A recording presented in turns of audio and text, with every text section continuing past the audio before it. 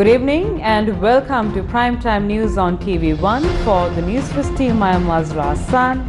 Let's start off with a look at your headlines for tonight.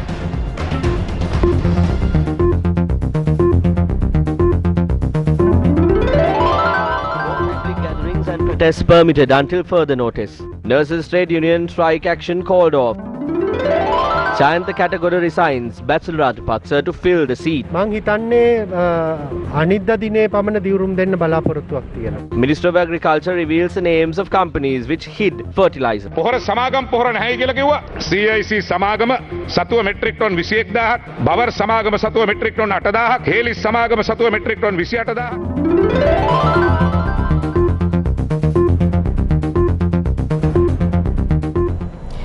The police headquarters said that public gatherings and protests where people assemble in large numbers will not be permitted until further notice.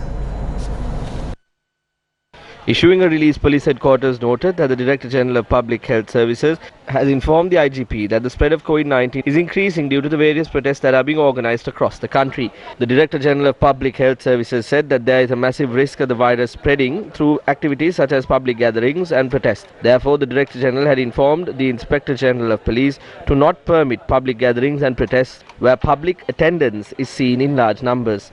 The police headquarters have said that steps will be taken on the quarantine regulations issued in this regard. General Secretary of the Sri Lanka Podujana Perumuna informed the National Election Commission today that Basil Rajapaksa will be representing the party as a national list MP in Parliament. Basil Rajapaksa will be filling the vacant seat left by former national list MP Jayantha Katagoda. Jayantha Katagoda, who entered Parliament as a National List MP, resigned from his position this morning and handed over his letter of resignation to the General Secretary of Parliament. Thereafter, Jayantha Katagoda arrived at the National Election Commission with the General Secretary of the SLPP, Sagara Karyavasam, to inform the Commission to appoint Basil Rajapaksa to the vacant seat.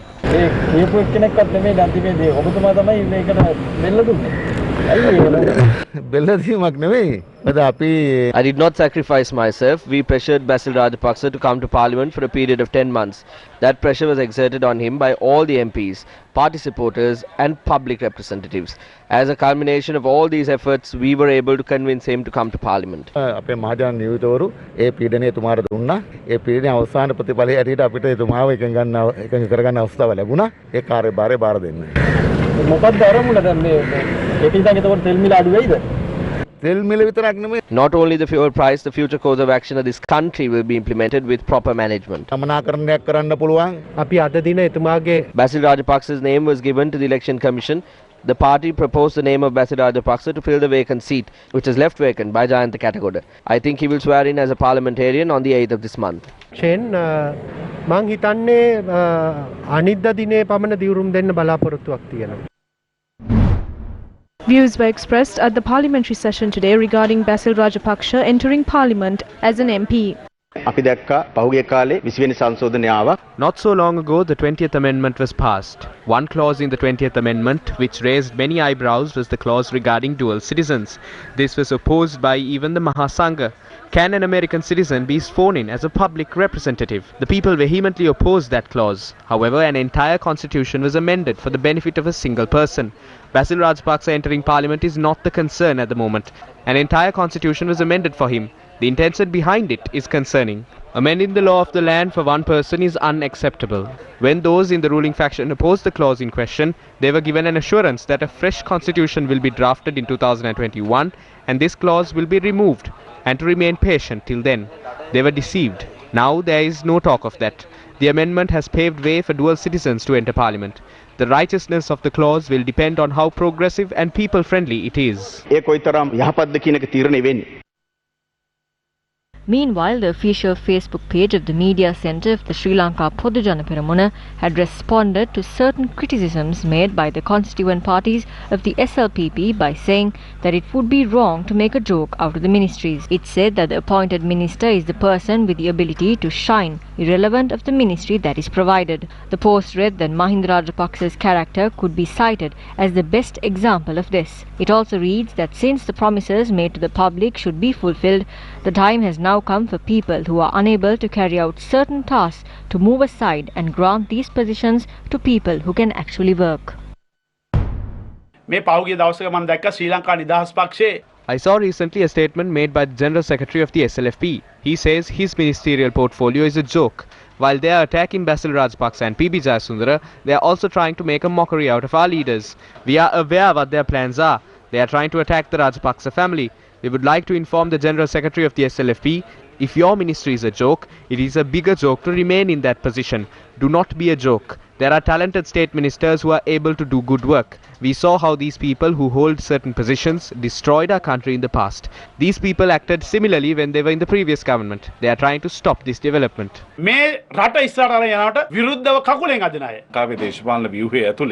In the political structure within the country, the SLFP has become a minority party. That is not our fault. That is the problem of the leaders who provide leadership to it at present.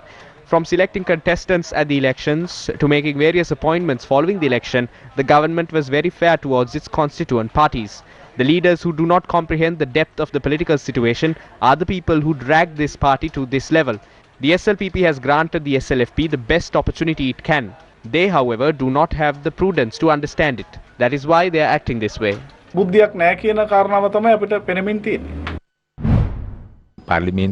Sri Lanka Freedom Party is the second biggest party in Parliament. We are only second to the SLPP. We have 14 seats in Parliament. We work as an alliance in the government at present.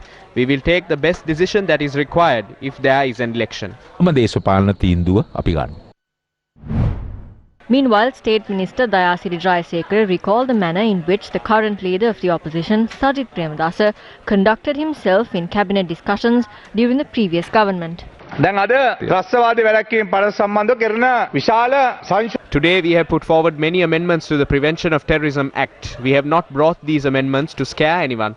Even during the previous government, some suggestions were brought forward concerning this act, and we opposed some of those suggestions. I remember how Sajith Premadasa opposed all these suggestions during the previous cabinet meetings. I think Parliamentarian Hakim would agree with me on the disapproval shown by Sajith Premadasa on these suggestions. And with the objections shown by other ministers, they had to withdraw these suggestions. I believe Andre Apa and even Johnston Fernando are aware of these objections.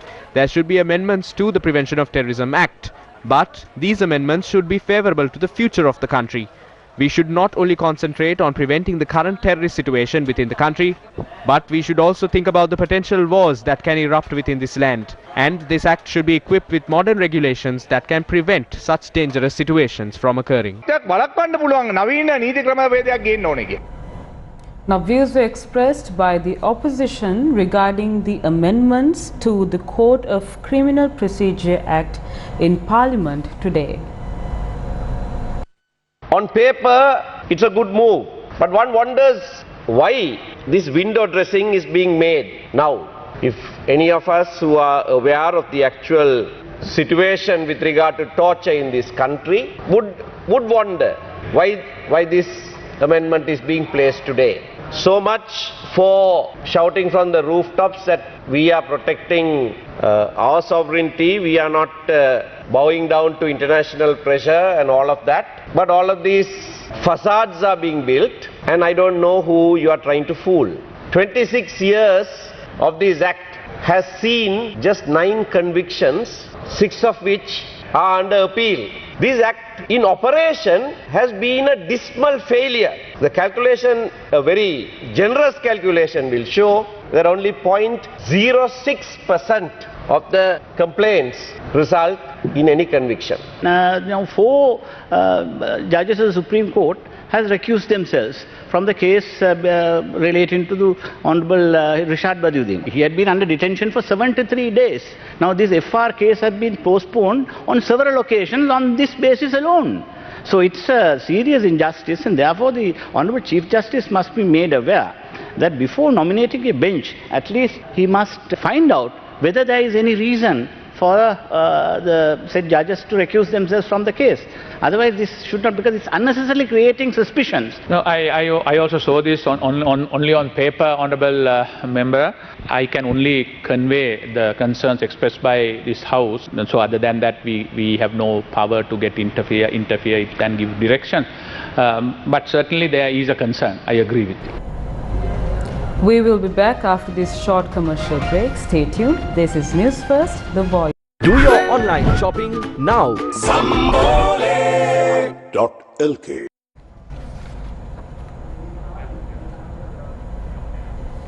Welcome back to the news. 15 trade unions formed by supplementary health staff and paramedics called off their strike action this evening. However, operations at hospitals island-wide were disrupted today as a result of the strike action.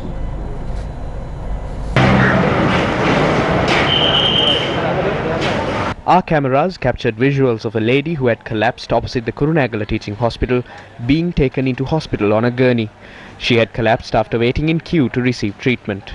Operations at the Kurunegala Hospital had been disrupted due to the strike action launched by 15 trade unions. The strike was triggered by 14 demands, including granting promotions to Year 12 Grade 1 officers, granting staff status and the rectification of deficiencies in the payroll. A dip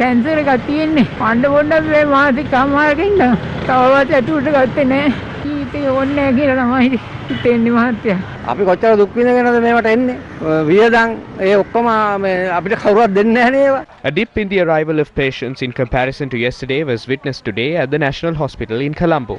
Most patients had to turn back as many services were not in operation.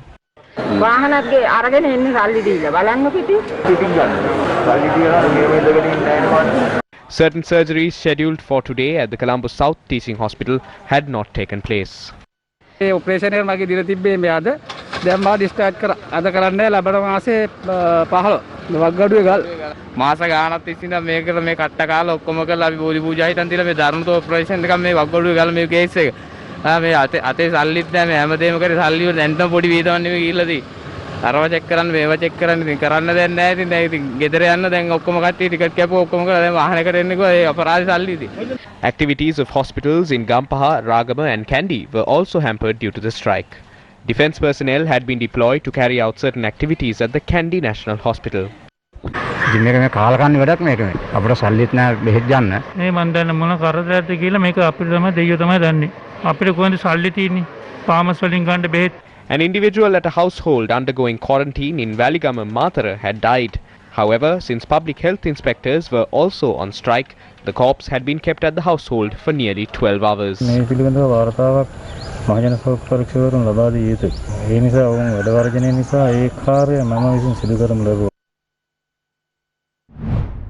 The Joint Union of Supplementary Health Staff and Paramedics called off their strike today pursuant to a discussion held with the Minister of Health, Pavitra Vaniarachi. The minister assured us she will draft an epistle to be presented before the Cabinet of Ministers next Monday to rectify this matter. We will recommence all COVID-19 related activities by tonight. Similarly, Venerable Muruthetwe Anandathera revealed today the Cabinet of Ministers had discussed the demands made by nurses who went on strike last week. We have been notified that these matters were discussed with the President at the Cabinet meeting yesterday. The staff level status to be granted to us had also been discussed. Therefore, we have been informed that everyone who was employed prior to the 1st of January 2016 would be recognized as staff level employees. Will there be a crisis in the health sector as a result of this decision? Shouldn't the Cabinet consider the impact created by this decision or the loss created by it to other parties? This will lead to many more strikes in the garment sector, and these strikes will then affect the public of the country. We already discussed this matter in our Central Committee meeting, and there we decided to take steady actions against this decision. And we would like to remind the government that we too have a right to react to the decisions taken by them. ප්‍රතික්‍රියා දැක්වීමේ අයිතිය අපිට තියෙනවා කියන එක අපි පැහැදිලිව මතක් කරලා සිටිනවා. රජයේ විද්‍යාලයන්ගේ සංගමය There were times where the Government Medical Officers Association went on strike demanding schools for their children. These issues wouldn't have occurred if they have acted concerning the collective good of everyone. They should not only consider their own interests. Anyway, we don't care about these anymore. The Cabinet's attention was drawn towards the demands of nurses. The President has pledged that this problem will be solved in a fair manner. The epistle will be issued in the future after taking into consideration all the factors. The Association of Medical Specialists has issued an open letter titled Emerging Trends in Public Sector Industrial Actions.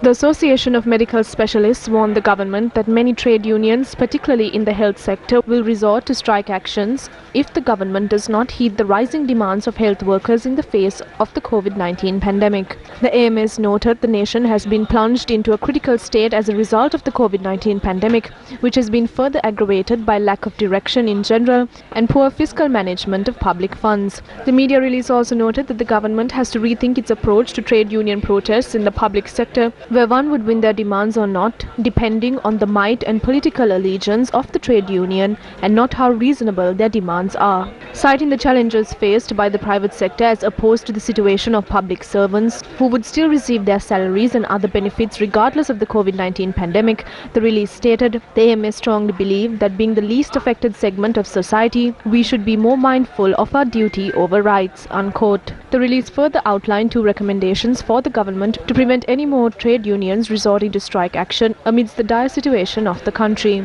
Number 1, to temporarily suspend all ad hoc salary revisions and other corrective measures agreed with trade unions recently and to be promised in the near future with immediate effect until a concrete solution is worked out. Number 2, to revisit and review salary scales and official statuses of the public servants in a uniform, fair, equitable and transparent manner on a scientific basis in consultation with experts in salaries and cadre commission.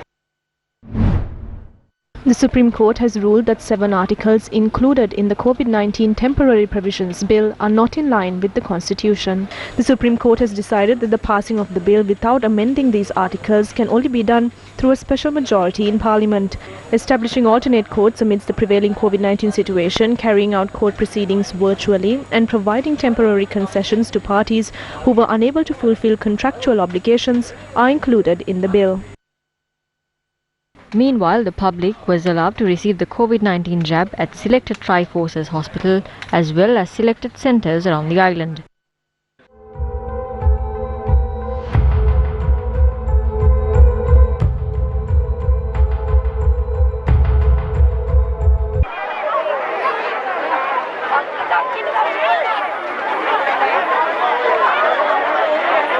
Accordingly, any resident of the Western Province above the age of 30 will be able to receive the first or the second dose of the jab from these centres from 8:30 in the morning till 4:30 in the evening.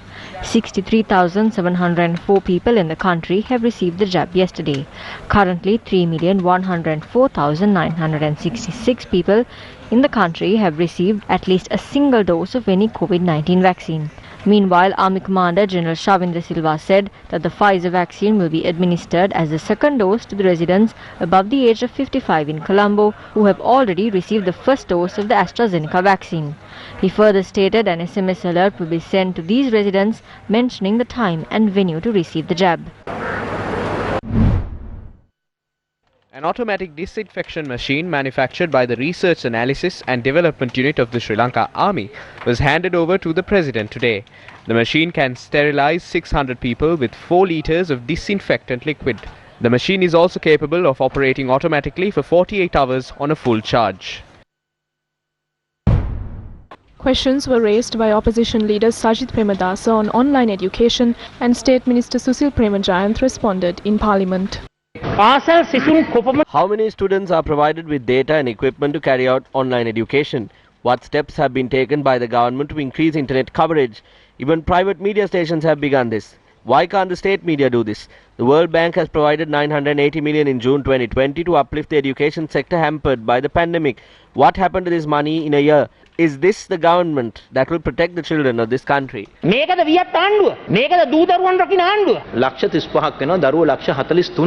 There are 4.8 million students approximately. The Education Ministry is not able to set up signal towers.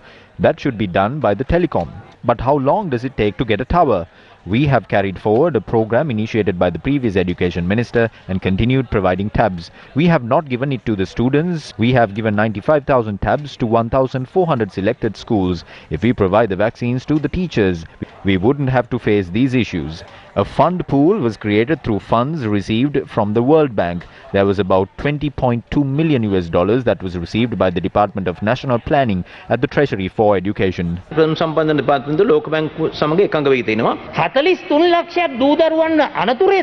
A few people obtained the vaccine by putting the lives of 4.8 million children at risk. 980 million was given by the World Bank. What did you do with that money for a year? This is not your fault, Honorable Minister. You have no power. We know this. You are the person most suited to be the Minister of Education. You have the knowledge. The people who hold these positions do not understand the reality. What was done for a year without spending this money?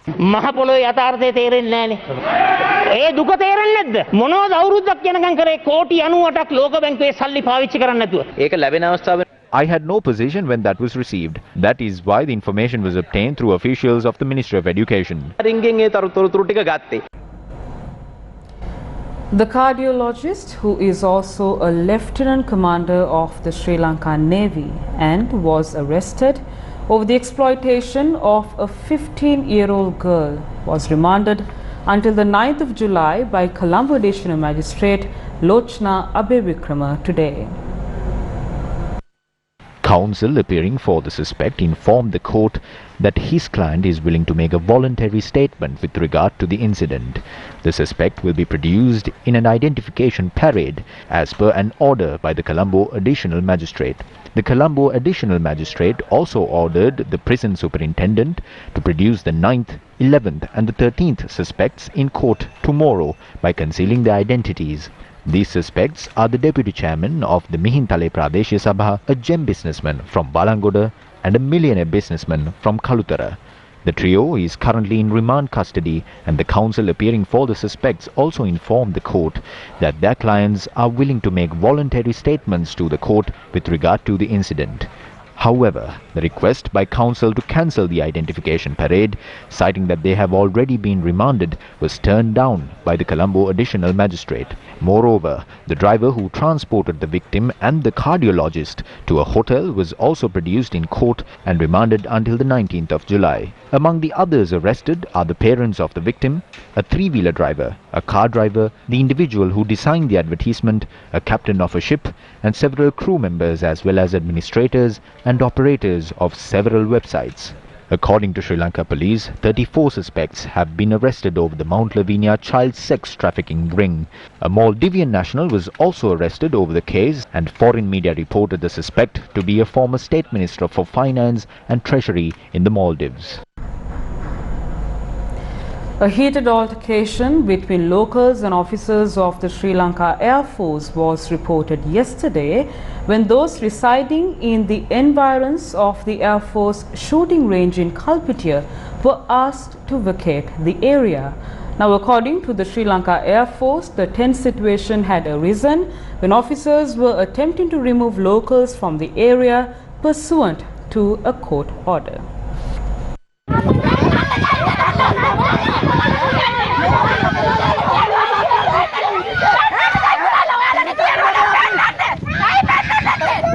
Our cameras captured the heavy dissent expressed by residents of Sagaragama in Kalpitia to a group of Air Force officers who had visited the area yesterday. The Air Force officers had notified the residents. Courts had ordered for 29 houses in the Sagaragama village to be vacated. Although the officers failed to produce a copy of the court order to the residents, they destroyed close to 29 houses in the area. This incident took place last evening. Police officers had also been present at the location to provide security to the Air Force officers.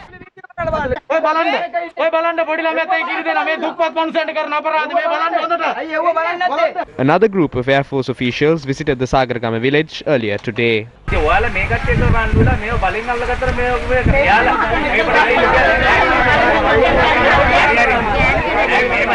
ගහලා මෙතන ඕවමනේ 500 වැටුණා 1000 2000 කෙනාවත් වැඩක් වෙන්නේ නැහැ. හරි එතකොට පොලිසියනෝයි උසාවියනෝයි ඒජී මහත්තයා දෙන නියෝගය අනුව වැඩ කටයුතු කරන්නේ. ඔයාලට එහෙම නියෝගයක් දීලා තමයි අපිට දීලා නැත්තේ. Based on reports, continuous altercations had taken place in the area since 2012 when the Sri Lanka Air Force had established camps in close proximity to the village. Only 27 families reside in the Sagaragama village at present. Following a decision made by the Air Force to plant coconut trees in Sagaragama recently, residents who were evicted had once again begun constructing houses in the village. The village plunged into chaos once more when Air Force officers decided to destroy those homes last evening. කොහොමාරි 15ක් විතර ආවා ගුවන් හමුදා uniform ගහලා police කට්ටිය ආවා 10ක් විතර. ඇවිල්ලා තමයි මේ පොඩි මේ හදාගත්ත මේ කට්ටියගේ මේ ගෙවල් කඩලා අපරාධ කරලා විනාශ කරලා ගියේ. ඒගොල්ලන්ට උසාවි තීන්දුවක් තියෙනවා කියලා නේ උසාවි තීන්දුවක් අපිට පෙන්නුවේ නැහැ මහත්තයෝ. අපි අවුරුදු 30ක් තිස්සේ මෙතන ජීවත් වෙනවා. මම ඉස්කෝලේ ගියෙත් මේ ගමේ. මේ දුප්පත් මිනිස්සු කොහෙද ඉන්නේ? ඈ මේ දරුපටව ඉයරයි ලුණකම් බඩ කින්නේ කැලා ගස් ගානේ බුදියලා. අර ගෑස් ඉන්නකොට සේරම කඩලා විසික් කරලා. අර අලුතෙන් හදපු ගෙවල් කඩලා මිනිස්සු ආඬනවා. ඇයි එහෙම කරන්නේ රජයේ මිනිස්සු මෙහෙම? යුනිෆෝම් එකකට දරු කරනවද? Pursuant to an inquiry made by Newsfirst regarding the matter, Divisional Secretary of Kalpitiya said, since the lands have no owners, authorities are currently in the process of claiming the lands. Newsfirst also inquired from the acting spokesperson of the Sri Lanka Air Force, Wing Commander I. Chandratilaka, regarding the situation. He said the land has been classified a high-risk zone as a result of the military exercises taking place in the vicinity of the Kalpitiya shooting range.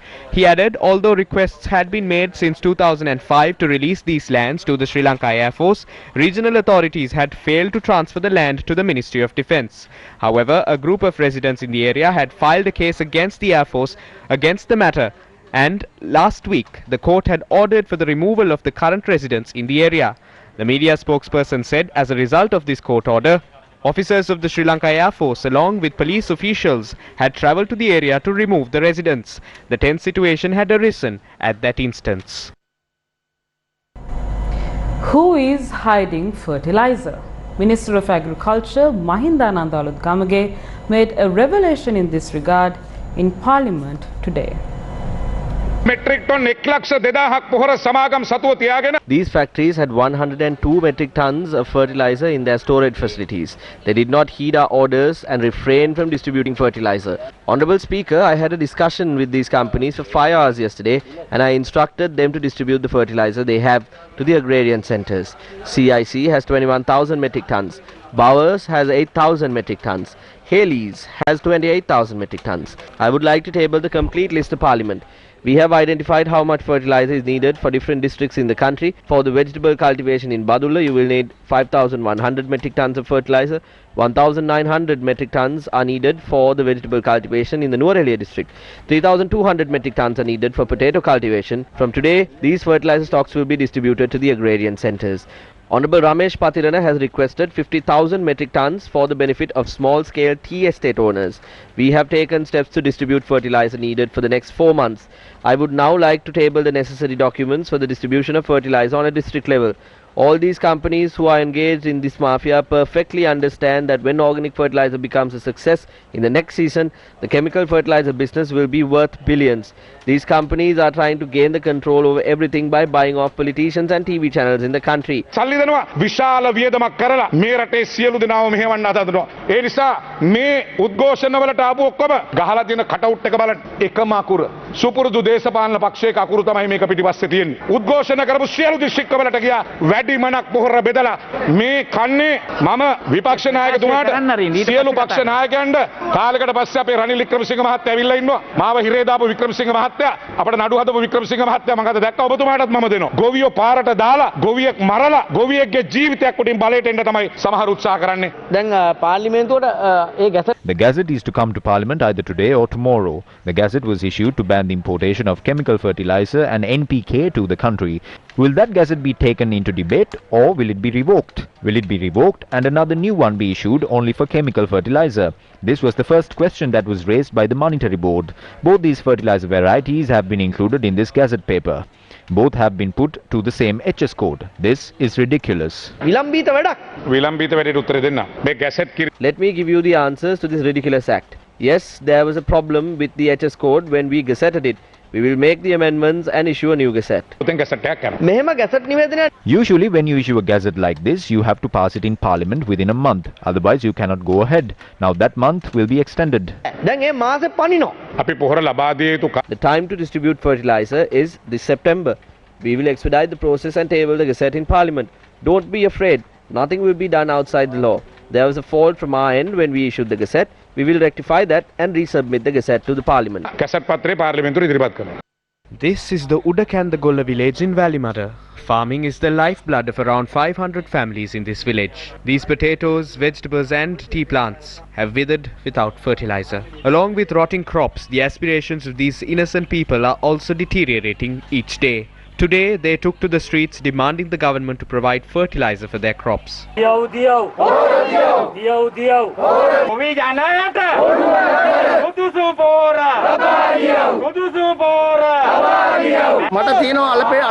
I have cultivated 35 acres of potatoes and I only got 1 sack of fertilizer for my cultivation. We don't have a way to cultivate our crops. We urge the authorities to provide us with any kind of fertilizer.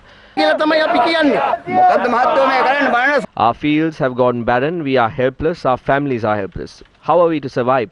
Is this the vistas of prosperity and splendor they promised? Mahindananda Aluthgamage is boasting about this while sitting in a glass cabin. Get out of your office, come and see what has happened to our fields.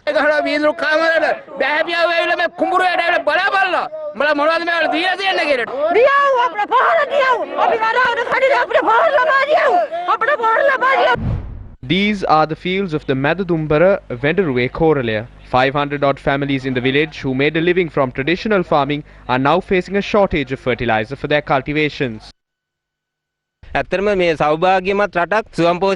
promised that they will create a prosperous and self-sufficient country, but today they have taken away everything we had. I think to build a prosperous country, you should first consider the farming community of the country. The President, the Prime Minister and the Minister of Agriculture, who doesn't make sense, have forgotten the farmers of this country. We have children. Every day we are pleading with the gods to save us from our debts. There is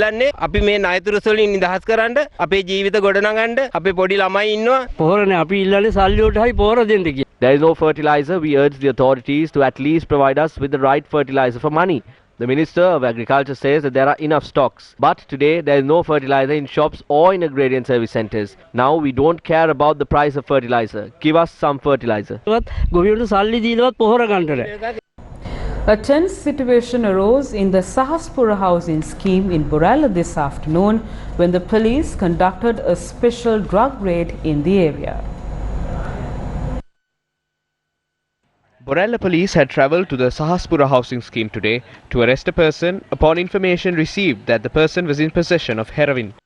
This is a situation which arose when neighbours and relatives of the suspects protested at the time of the arrest.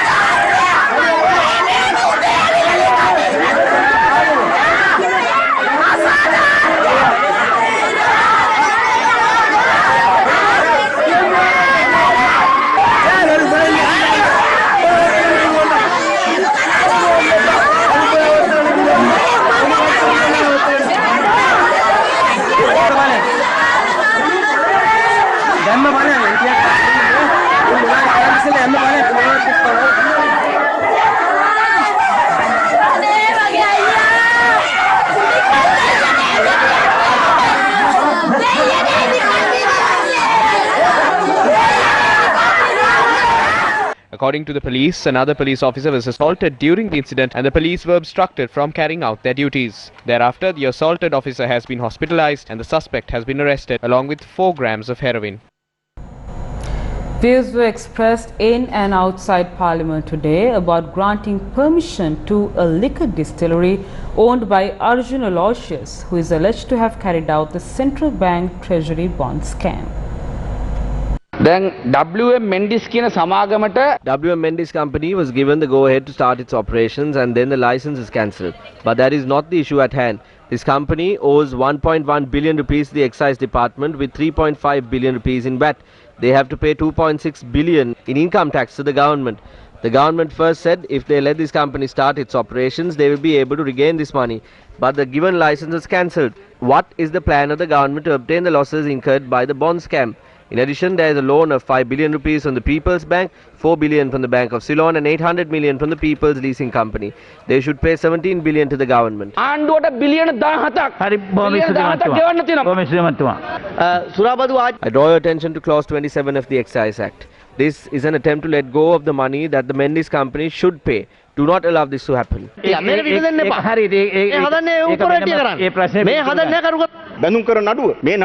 bond scam court case, why is it being dragged? Why are the culprits not being punished? Why are the thieves being allowed to recommence operations? How are these things allowed to happen? The chairman of the People's Bank is told over the phone to delay the case in connection to this. That is how these things are happening. When there are attempts to take back the money due from the main accused in the bond scam, they are on the other side asking that the case be delayed. Irrelevant of how much we try to speak here, this does not take place in reality. මේවා යහපත් ගුණාත්මක භාවය වැඩි කරන්න කිව්වත් ඒක මහ පොළොවේ සිද්ධ වෙන්නේ නැහැ. අතර මුදල් අමාත්‍යාංශය හරහා උන්ට ගෙවි යුතු තිබුණු The approval to continue their businesses were given after they came into agreement with the Finance Ministry to pay the tax arrears. But during the cabinet meeting, we informed the President that these people are involved in the large-scale financial fraud that has taken place in the country. We cannot justify the fraud committed by them by just claiming the tax arrears for one of their business. Because of this, almost all the members of the cabinet requested the President to suspend this motion. This is not a motion put forward by the cabinet. It is an instruction given to the Finance Ministry. A program organized by the American Jewish World Service Organization together with the Batticaloa District Arabic Women Network to distribute oxygen cylinders and regulators to 6 hospitals in the Eastern Province was held this morning. The event took place at the office of the Regional Director of Health Services in Batticaloa this morning. A group of dignitaries, including the Governor of the Eastern Province, Anuradha Hampat, Deputy Director of the Regional Director of Health Services and GA of Batticaloa, K. Karunakaran, attended the event. We also became aware that the oxygen generating plants were available in some hospitals in the Ambara district as well as the Trincomalee district, but sadly not in the Batticaloa district. On the basis of necessity and emergency to help to serve the people, and also considering the fact that the demand of oxygen is increasing day by day in the worldwide and Sri Lanka as well. We need to purchase the cylinders and related equipment became necessary, and we decided on this activity. Therefore, we decided with the government authorities and support of them, and considering the welfare of the COVID-19 patients in the Batticaloa and Ambara and Trincomalee district, we decided to provide with the funding from American Jewish World Center to provide 100 oxygen filled cylinders with 100 related regulators worth of 7.7 million. The state treasury's overdraft with 2 state banks had exceeded 620 billion rupees by the end of April this year. According to a report published by the Finance Ministry, the overdraft for the first 4 months of this year increased by 104% compared to the corresponding period last year. The state treasury's overdraft balance with 2 state banks reached 620.5 billion as at the end of April. According to the Finance Ministry, the significant surge in its overdraft balance is largely due to the increase in operational expenditure and public investments. According to the report, the Treasury had also issued guarantees worth 1.1 trillion rupees to multiple entities on behalf of state-owned entities. And that's a wrap of this edition of Primetime News. For the Newsfirst team, I am Mazra Hassan with our sign language interpreter for tonight, Brian De Cruz, joining us via Zoom. Thank you very much for joining. Always take care and good night.